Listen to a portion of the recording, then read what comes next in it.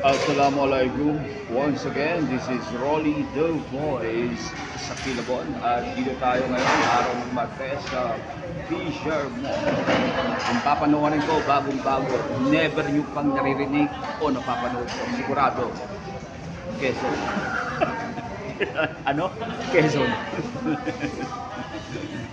Itanongin nyo na sa akin kung city ba o province. Ayun na ako. Siyempre, libre yan eh. Huwag tayo mamili. Uy, teka muna. Ano pa? Dito ako excited. Doon sa Shelby. Naalala ko tuloy ng kabataan ko, merong Shelby Motor Parts.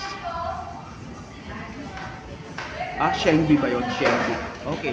Yun yung pangalawa kong papanoorin. Okay, once again, this is Rolly the Voice sa Kilabon.